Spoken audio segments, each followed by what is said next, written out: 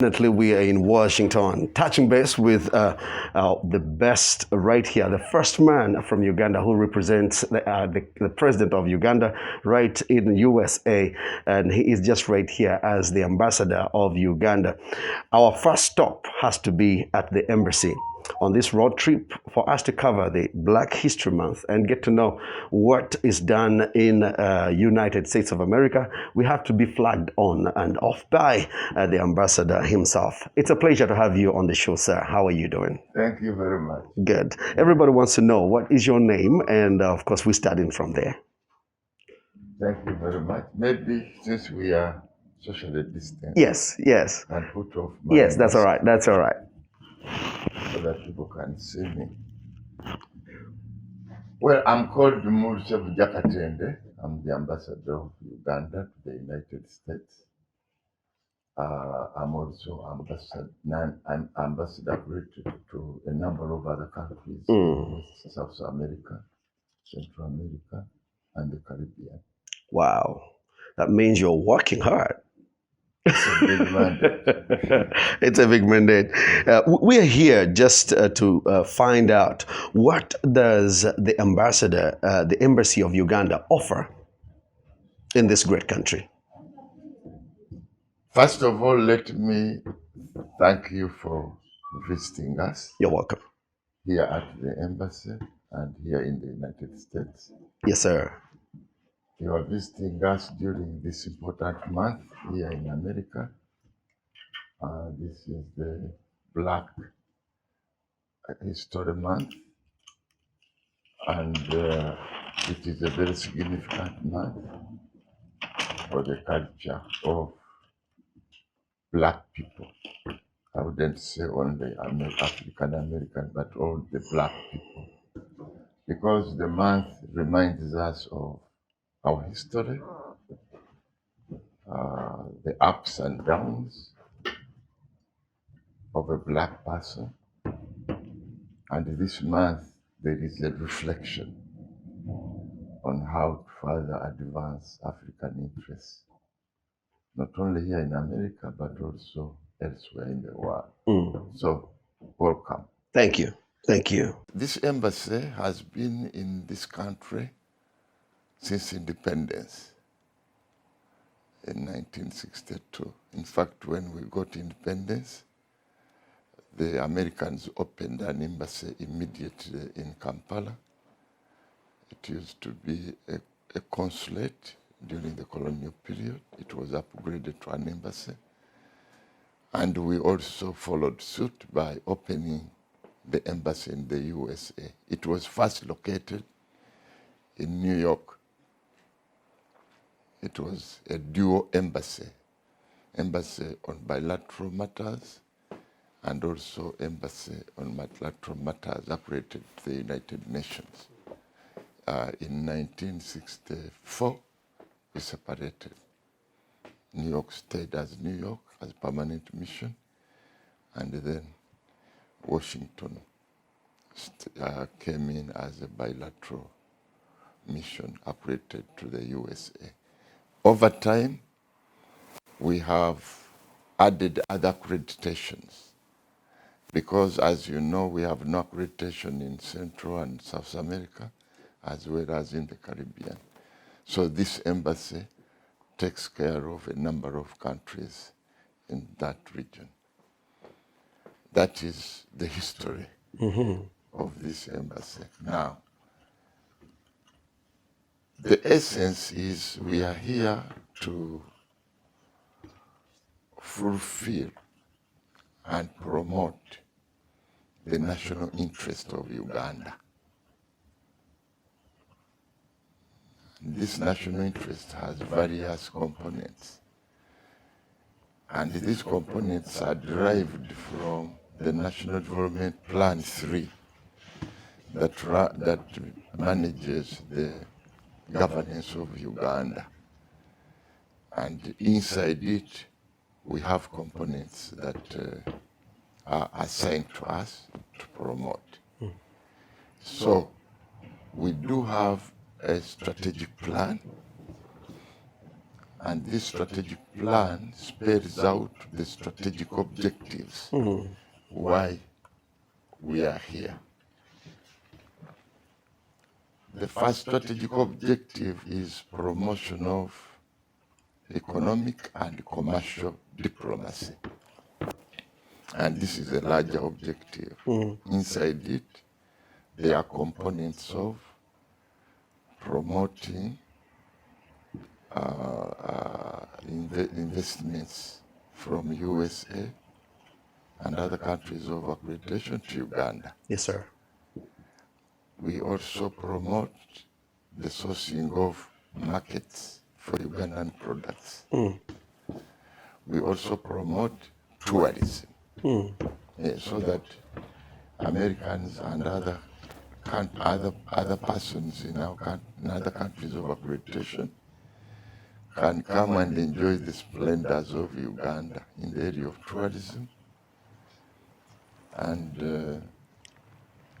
many other things that are of a cultural nature. Then we also have because Washington is the headquarters of the Bretton Woods institutions, that is the World Bank and the IMF. So we take care of the interests of our countries in securing concessional loans as well as grants for the development of Uganda. And we have a good relationship with the World Bank and the IMF. Then the other strategic objectives are promoting the image of Uganda, public diplomacy. In Uganda, you know your country, but those outside it don't know about your country. So one of our objectives is to promote the image of Uganda, to tell the people the truth about Uganda, how we govern ourselves, how we manage ourselves, and the goodness about Uganda. And where there are some challenges, we also work with our hosts to see how they can support us to make a better image of the country. Then the other strategic objective is to mobilize the diaspora to participate in the economic development of Uganda. You know, the diaspora all over the world contribute a lot to the economy of Uganda. In the statistics we have for 2019, those of 2020, 2021, they will come on board, but you know those years have been Affected by the pandemic. But the authentic statistics we have are those of 2019. And Uganda received 1.4 billion US dollars in remittances from the diaspora. And that's quite sizable. This is not money that goes to a solid account. It is money that diaspora sent to their relatives, some institutions, or for their own activities. And it amounts to that. Nobody controls it. No government doesn't control it. But it contributes a lot, because if there is a diaspora who is supporting relatives in schools, he pays school fees, or he pays money for their hospitalization. These are these are matters that government should have addressed, Yes. and this person comes in. So that's why we take them to be of crucial importance to the development of the country. But we want to scale that one further, because the diaspora, unlike the other folk, the majority of the folks in Uganda, they are exposed to these big economies that are able to give them jobs, and with those jobs they are able to have disposable income. Oh, yes. They can save. So if they can save and help their relatives at home, that's great. But as government, we are also looking at them as a bigger asset in terms of mobilizing resources for practical development. Yes, sir. Here we are looking for investors, we are looking for tourists, we are looking for markets. Now, diaspora can be a very big vehicle for supporting these programs. And one of the things we are telling them is that they should learn, when they are here in America, they are exposed to the American economic culture of corporate America. What you see here in America is mainly by individuals combining efforts to do them. So if the diaspora from Uganda can join in areas of equity, they can raise a lot of money that can do some investments in Uganda.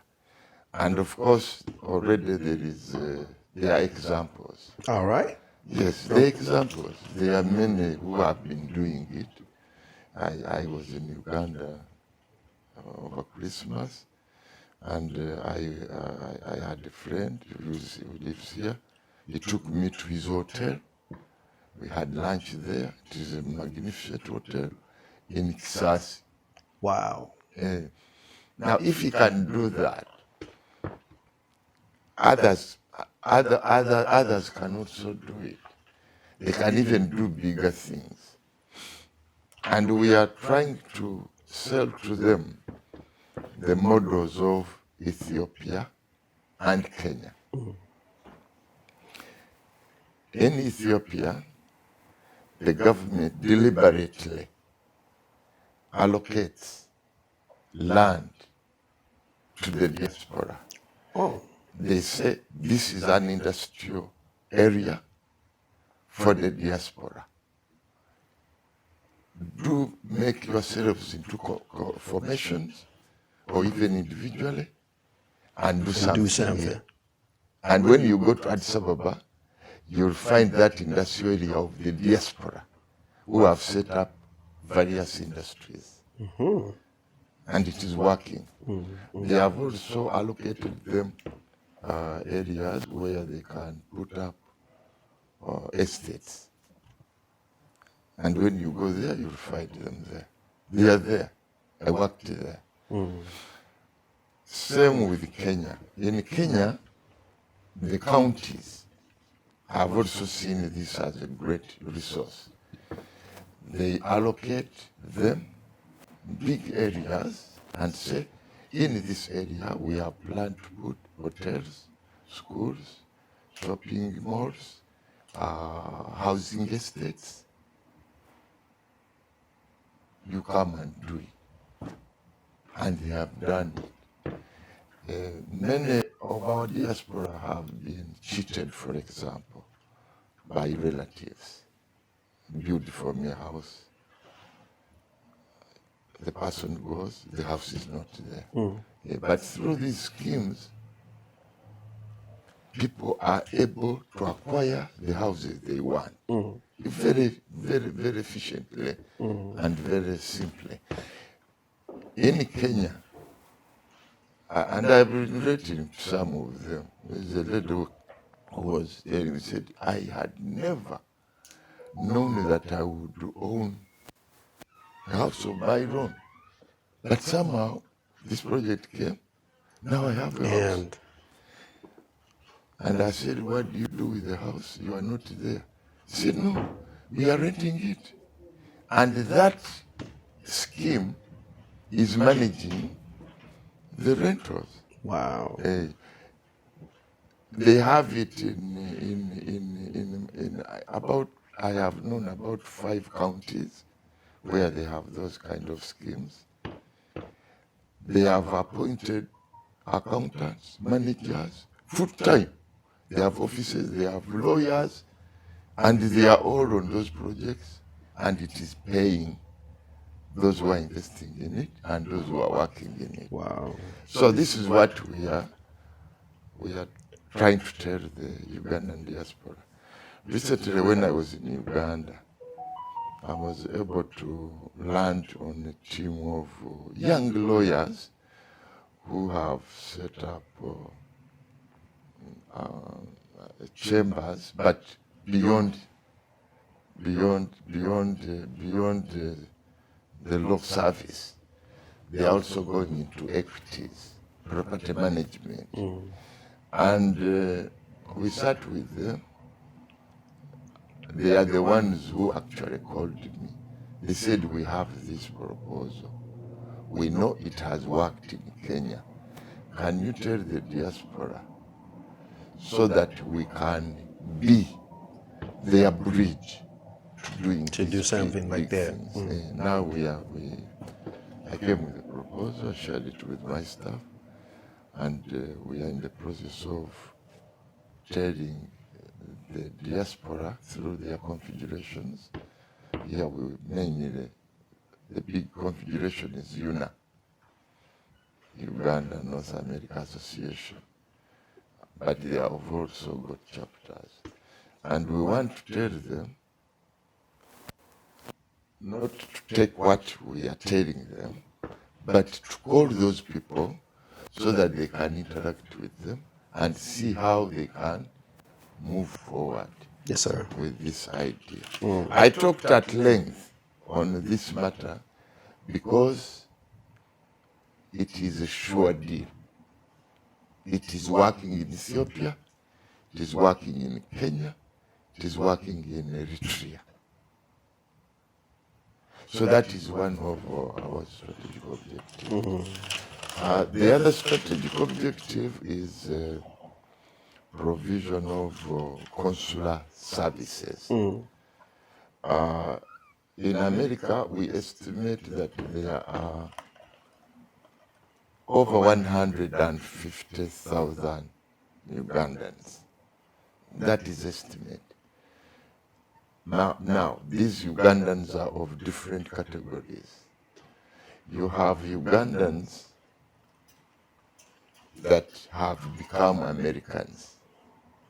Yes. They are Americans. But you come to America, home is home. True. True.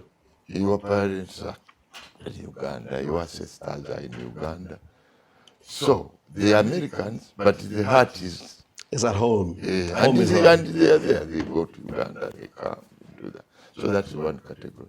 Then there is another category of those who are here on green cards, meaning that they have permission to work, but while they remain Ugandans. So those are one other category. Then you have students. Then you have others who have no status. Now those ones, of course, we don't encourage them to come in the US in that category. But they are here anyway. But they are here, and there's something. So we meet all these people and encourage them to as they pay for their bills, because here in the US the bills are big. they should also know that they have to put something Back home. here. And they can. So that is a big number. It means that they want access to consular services. They need passports, because passports do expire. They also need national identity cards. You know the importance of a Uganda national identity card. Oh yeah. Oh yeah. That one, you to transact anything in Uganda, you must have. You must have that. So we have that service here. Those who are Americans, they need visas to go to Uganda from time to time. So we provide the visas here. So those consular services put together endear us to this Ugandan diaspora. There is something they get from us, and there is something we want to get from them for the good of our country. So that is a strategic objective that we do. We have machines here for capturing biometric data for those applying for national identity cards. Wow, that's we good. work with the NIRA, and the system is working very well. So someone doesn't need to go back to Uganda to apply for No, those he comes here. right The machines here. are here. Well, that's good. Yes. That's good. That's good. Now, the passports, we used to issue passports. It was Washington, Pretoria, and London. We had machines. In fact, the machines are still here. We were processing passports. But over time, the system changed. Now we refer the passports to Uganda. But capture of biometric data, there are machines that have been sent here, and these installations will be done. I think this month we are expecting a team from immigration. The machines have already come. We have already cleared them with customs. They are going to be installed, so that somebody does not need to travel from here to Uganda to capture his biometric data for passport. And we are also encouraging our government in Kampala that these systems should be able to talk to each other. You have a system for national identity cards. We have we will have a system for passports, if they can talk to each other, so that work is more streamlined. So those are services which the diaspora require, and we provide them. From time to time, you have challenges, but we have a strong team that is able to deal with the questions and the queries as they are arisen. Yes, sir. The other strategic objective is that Uganda is not in isolation back home. We are in a region. We are in a region. And for us to move faster, or even to make sense in what we are doing, we cannot do it alone. We have to do it with others. That's why Uganda has a robust policy on regional economic regional economic integration and regional political cooperation, so that with challenges like peace and security, we work with the larger region to get solutions. Issues to do with the economy, we work with the larger region to integrate and make streamlined operations. That's why we are in the East African community. That's why we are in IGAD, African Union. so that these things are streamlined. Now, that when you connect it with America, we have a robust program with America because they are also interested in these things being tamed before they reach America. If it is insecurity, they need it to be addressed at the source. Yes. Before It comes right down. Yes. So we do cooperate with America very closely on the fight against terrorism, as well as on the promotion of regional peace and security. We also cooperate with them in the area of regional integration. So that is one of the things we promote. Lastly, international law. Not that we are the guarantors of law, but when dealing with America, we are interested that all of our countries operate within the purview of international law. Yes. Because that's the best way you can be assured of tomorrow. That if something happens, then the solution is in the agreements we have at the regional and international levels. So those are the strategic programs we have as Embessy. These are things we promote, and we hope that we are able to operate at 100%, but we were affected by coronavirus, greatly affected. At the time, 2019, our tourists from America to Uganda are not very many. 2016, they were numbering around 50,000 a year. By 2019, we had reached 90,000, meaning that our programs were actually pulling more Americans to the tourism of Uganda. And we have been able to do this with the help of promotional companies. We have had promotional companies that we work with, so that we have more tourists going to Uganda. The more you have, the more you earn. 90,000 was not a plausible figure, but the growth is the most important. And we hope that when Corona goes down, this growth will continue to climb. Yes. If you've just joined us, I'm just having a moment with Ambassador Katende, who is the ambassador of Uganda at Washington. And of course, this talk, I know that is beneficial to all of you that are watching us right here on national television. Ambassador, I want to just pick up something from, you said we have, you help people to go back to come to Uganda. They get visas from Uganda, Americans who want to come and visit.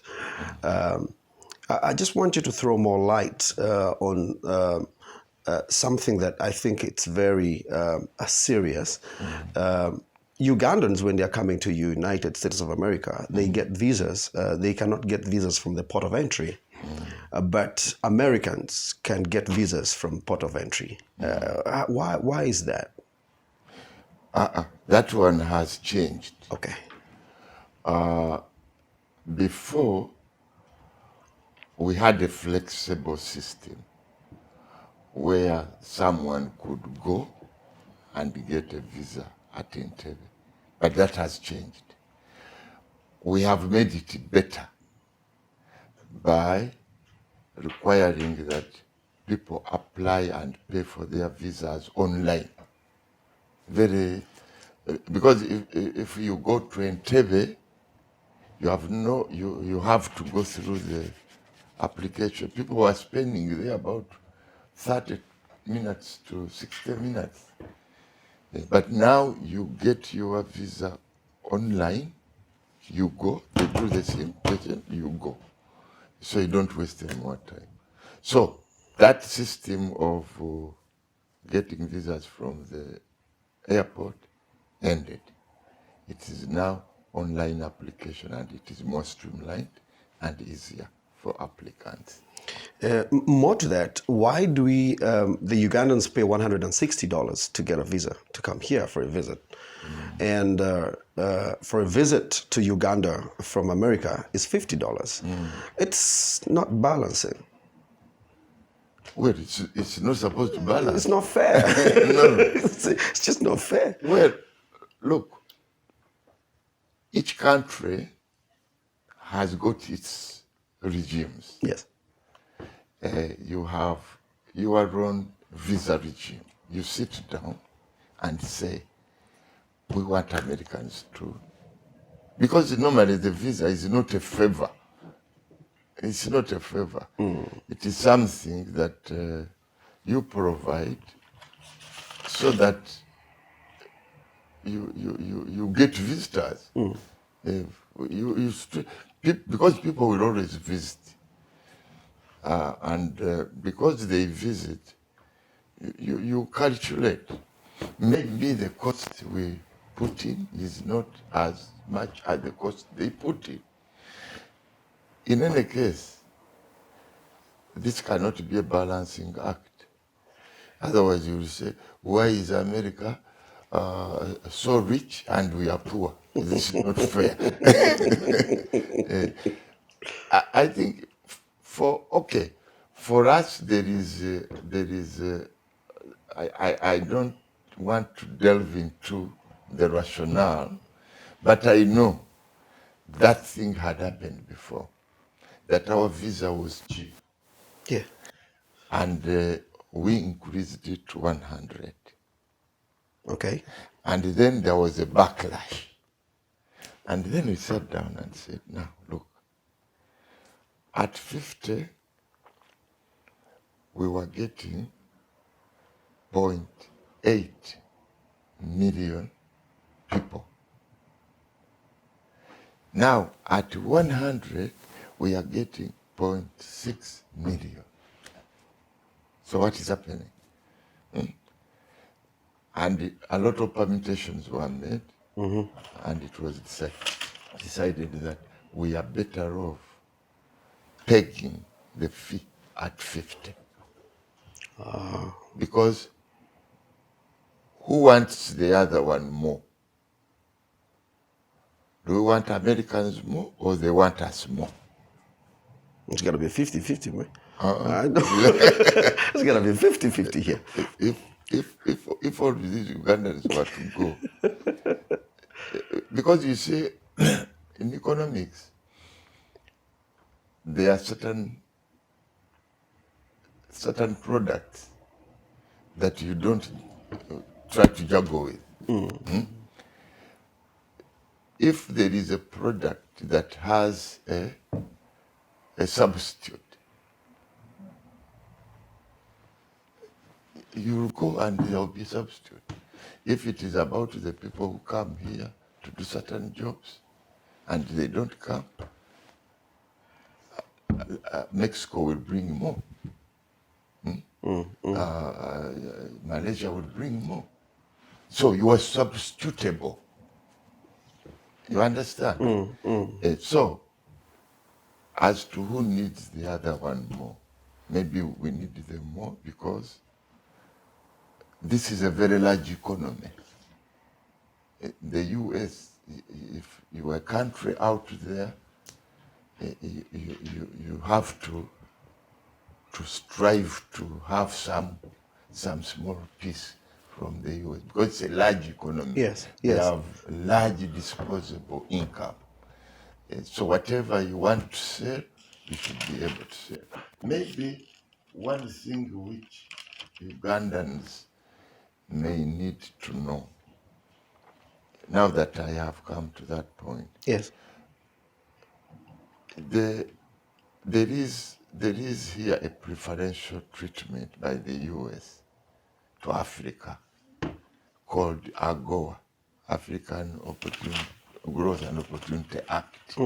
Under that law, Africa is entitled to export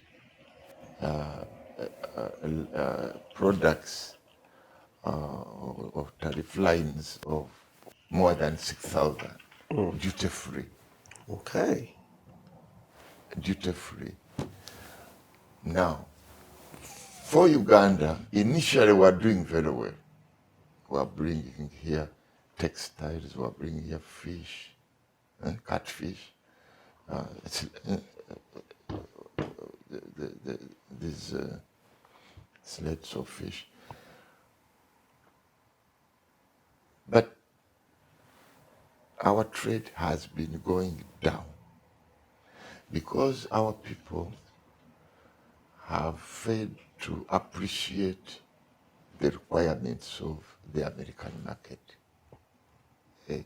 The American market is a very choosy market. So many products come here, but they come here under standards. You must fulfill the standards. Yesterday, today, tomorrow. Onwards, yes, standard. There must be. I always give the example of this lady who had got a niche. She was producing gloves, these gloves for kitchen gloves. You just get a cotton cloth, put tailor gloves, as simple as that. She had got that to supply Walmart. And she was, normally they give you, first of all, they give you some ladders, as we call it. Yeah, shelf space. Yes, shelf space. That here is your shelf space. Every month, Fit it. she did it. 6 months. The gloves that were of this size became smaller. Started shrinking. The stitches that were double became one. The colors that were agreed were now mixed up. Oh, man. And they said, you will not be able. Now, why did she allow herself to fail? Because once you get that, you go to any bank will give you money to sustain the business. Once they know that you already have that, they know that is the sure market, they will give you money. So why did she fail to conform to the standards? Oh, my. And once that is done, then it's done. So my appeal to Ugandans is that they should, those who want to export to the United States, the Americans have put in place what they call deal teams at their embassies, where an exporter can go and get information. Here, information changes.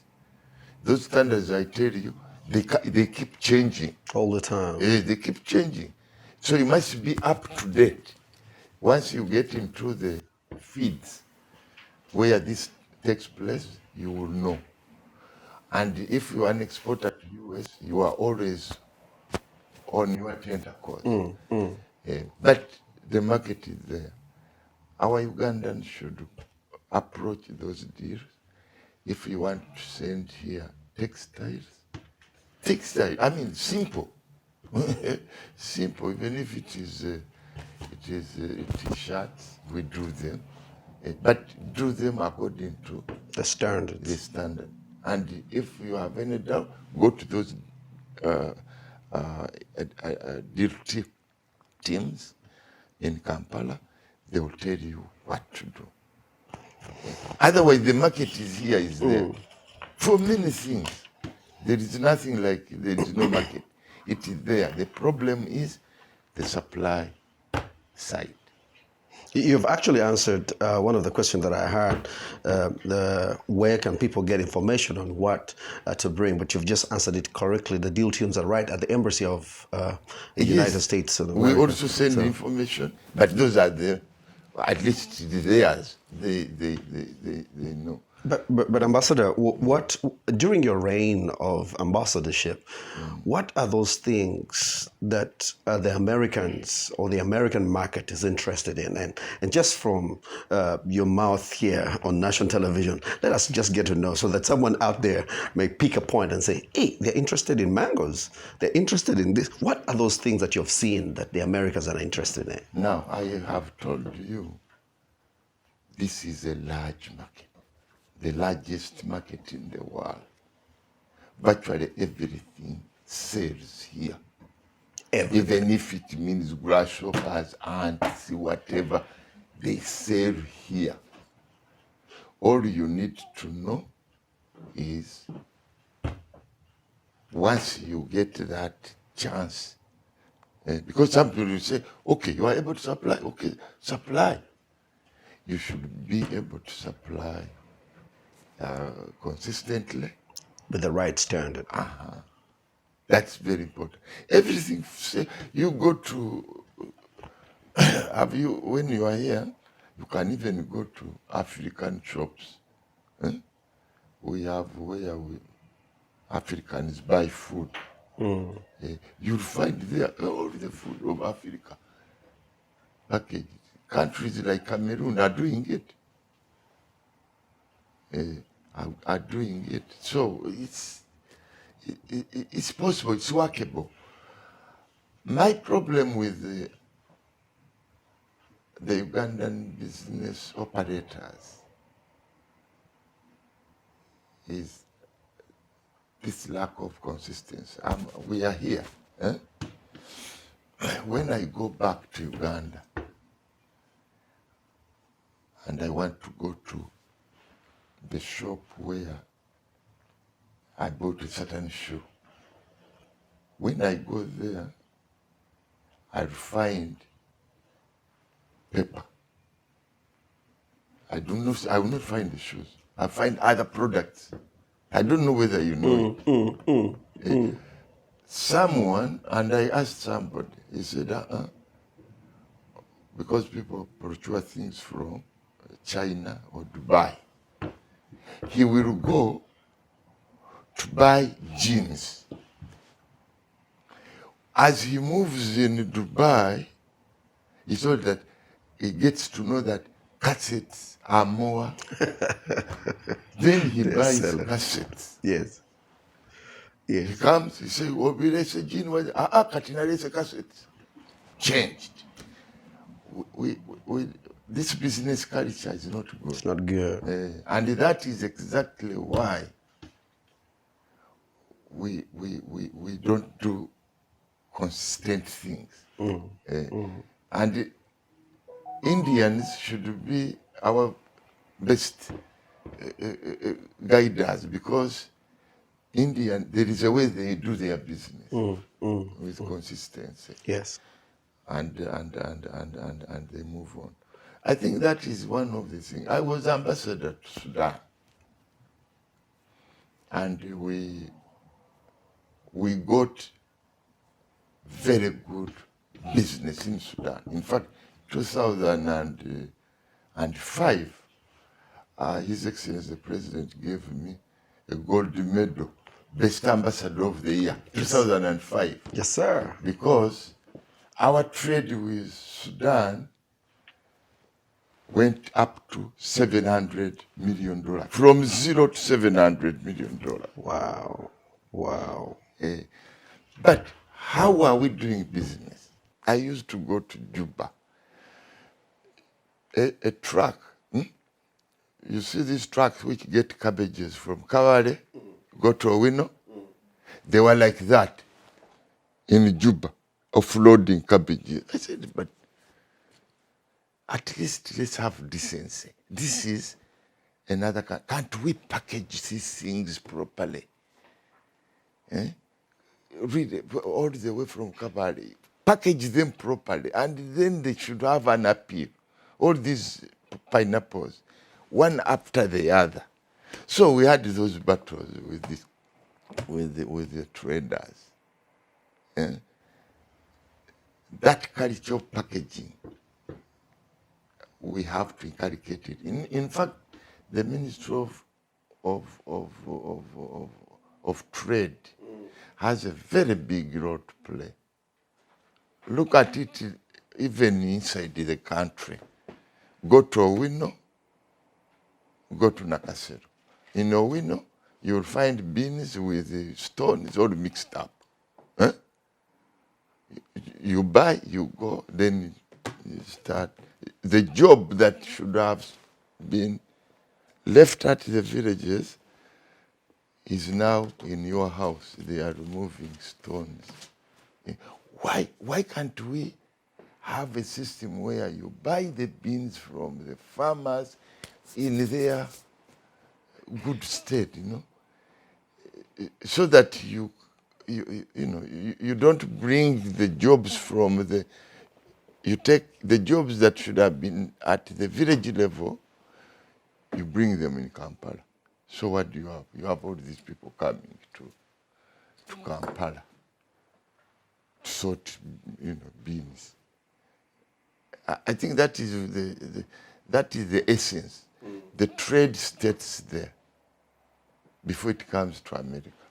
So that is if there is anything that this interview has meant, that's my biggest message to my government and to my people in Uganda. Wow, that's a point home. But also, I want you to throw more light. I don't know, what is the criteria of you allowing someone who is an investor from USA to come to Uganda? We have over time seen people who are investors who have come to Uganda to invest, being evicted from houses they cannot even pay rent. What is the criteria? Does someone have to have such kind of money and they leave it somewhere? How do you tell that this is an investor real to come to Uganda? Well, okay, that is something which you cannot sort out here. You can identify somebody, encourage him to go to Uganda. He goes to Uganda. We have Uganda Investment Authority. They know what they look for, and you hope that you have a right investor. But it is also true that the world has become small. In this quest for investors, you have also these fake people who come in. So the challenge is, how do you remove these fake people from the genuine people? Okay. That is something which UIA has to do. Here we can also, before we can recommend you, we would have done our assessment, your assessment here. But you never know, things go through. So that is, the world is fake. There is a lot of fakeness in the world. Yeah. It is our responsibility to remove the chaff from the cleaning staff. And I know our time is fast spent, but at least I have two things that I need you to throw more light on. Number one, we are hearing a lot of stories right from here, of course, on social media and stuff like that, that the government of America has pulled off from supporting things in Uganda, like health, education and stuff like that, that the government of USA was involved in. Please throw more light on that and let us know, what is those areas that the government of USA is in support? Because one thing that I know that my country and my president has really embarked on is peace and stability, safety, and not only in Uganda, but all over each country of Africa, he has a hand in safety. But when we hear that, and when I say we, I'm talking about the social media, the vibe that comes from USA. Please throw more light on that. No, you are right. You are right. We have situations, we have challenges going on under that pillar of public diplomacy and enhancement of Uganda's image. We have been trying to work with our hosts here. Now, the background is very simple. One of the things where we have been cooperating with the US are three things. One, democracy. Yes. Two, governance. Three, human rights. We have been working with them very well on those issues because they have also been supporting us to be a better country. Democracy is something that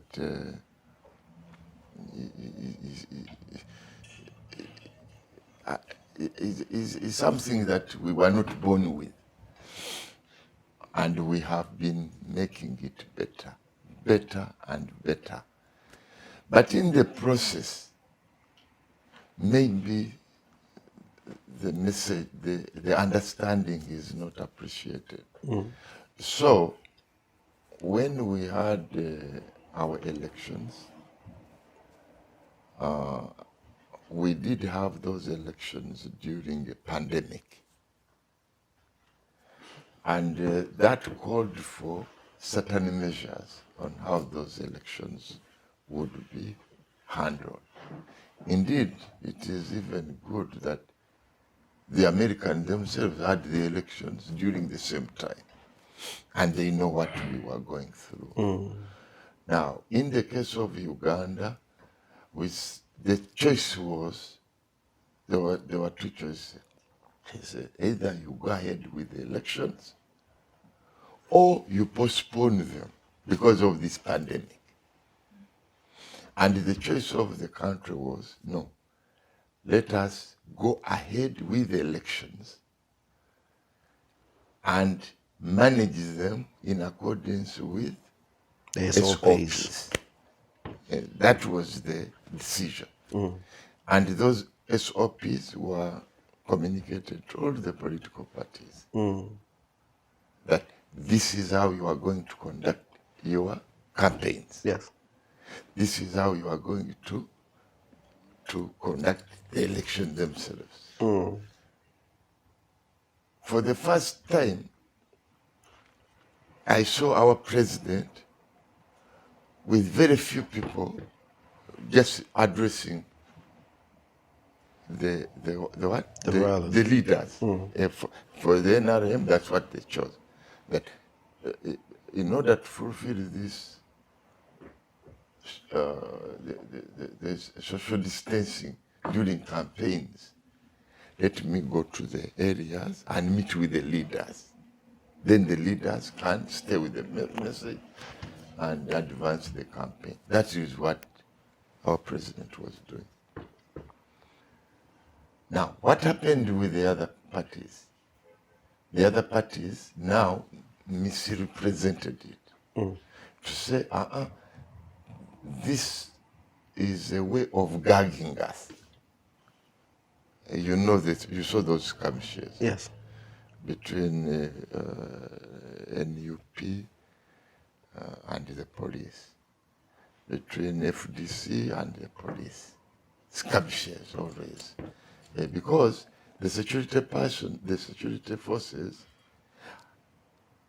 had the responsibility to fulfill the SOPs, to make sure that everybody conform. Because you can have elections, you can have your campaigns, but if you also contaminate them with this COVID, then it makes no sense. That's right. So those skirmishes, that misunderstanding of the opposition political parties continued, and everybody was seeing those skirmishes. Some of them were very ugly and so on, leading to that arrest in Luka, where now there was this riot, and at the end of the day, over 50 people died. And the pictures were being shown. Everybody saw that the opposition, there is a policeman who they want, you saw that? I mean, that determination was excessive. That was excessive. And so in the end, there was that collateral damage as a result of the defiance by the opposition parties. And somehow there were also some mistakes maybe by the security. Now, these are things that were picked by the Americans. And the Americans judged our elections to have been rigged. And I have been explaining to them that you can talk about something else. Because in the Ugandan context, the most streamlined elections are Ugandan elections. Because, and they are finished at the polling station. At the polling station, they open the box before you start voting. It's empty, everybody says yes. We now start. You have a position, every party has a representative. A voter comes, he says, this is my vote, I'm called Katende. Katende.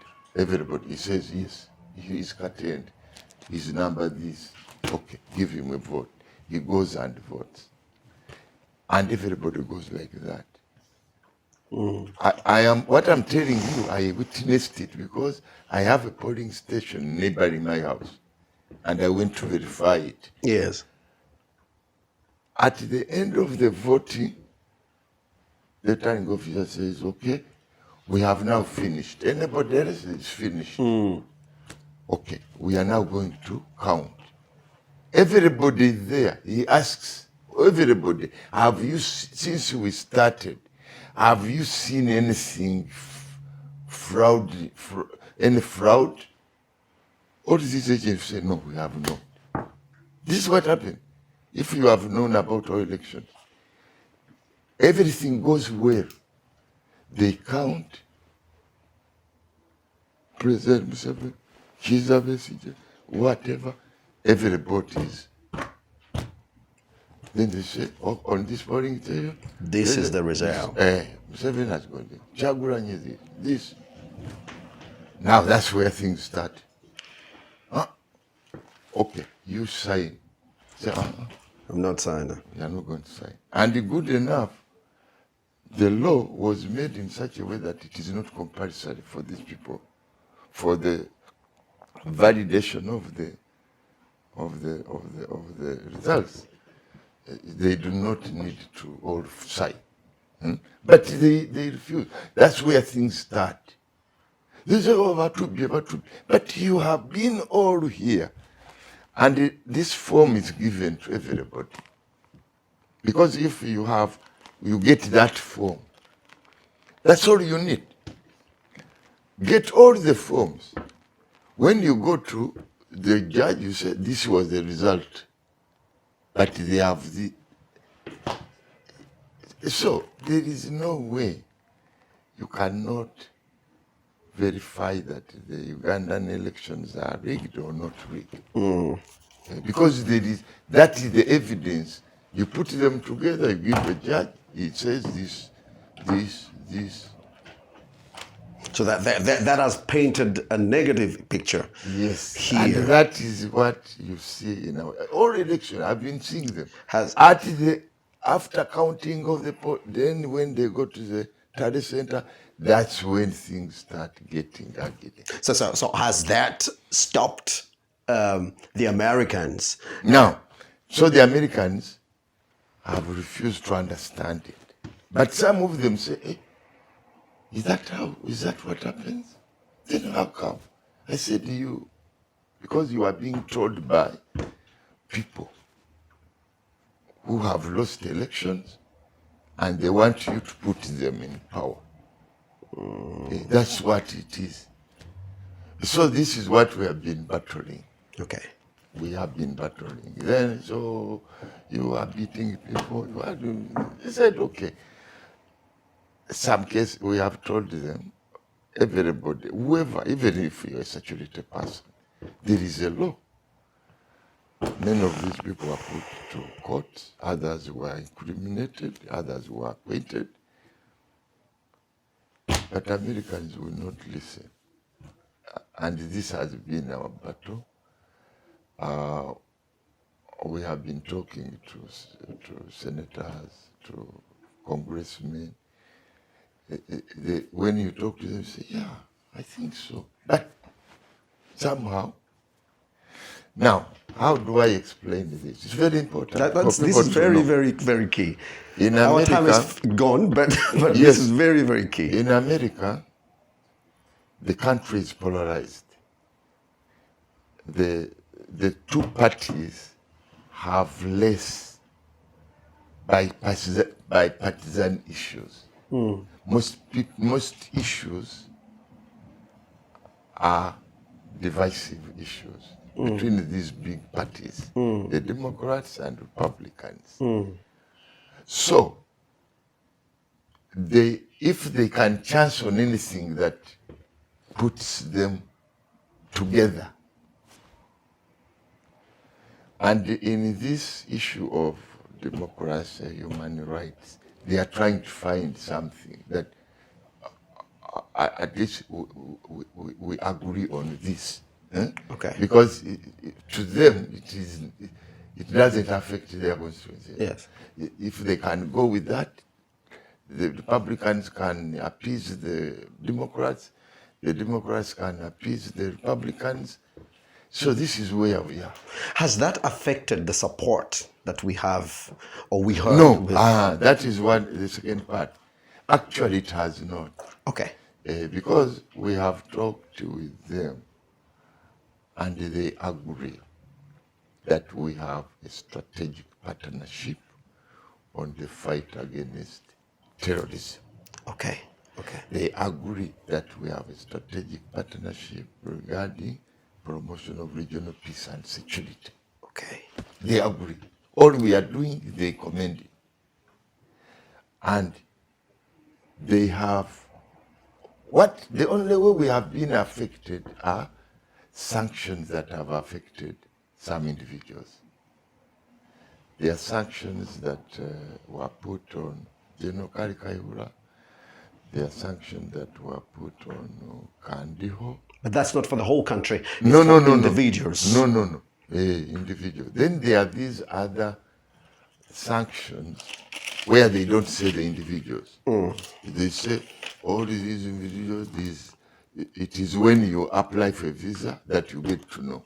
So we don't know those ones. Okay. But the health budget, same. Actually, we got even more. Okay, that's very important. That's very important. We even got more because our health sector has been utilizing the assistance very well, to the extent that when there was this pandemic, there's some money they got from other countries to Uganda. Okay. We have been getting vaccines. Recently, they gave us other vaccines. Yes. And they are going to give us. That one has not been affected. The other one is on peace and security. We have training. We have training of commanders, staff, then college. And those are going on. Though I understand there is a scale down on those going to college, defense college. Those the highest training in the military. Yes. There has been a scale down, but the others are there. Still going on. The others are there. We generally that's where we are, and we hope that this goes on, and that's the role we play as Embessy, Man. to make sure that these things continue. Thank you very much, Your Excellency. In your last words, Your Excellency. My last word is that I wish all Ugandans a good year. We have gone through a lot in terms of COVID, and the time now is to recover. I'm sure we are now going to the time of recovery. It is very important that we engage in productive activities as Ugandans.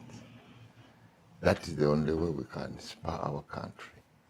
There are many opportunities, but let us be consistent on what we want to do with other countries.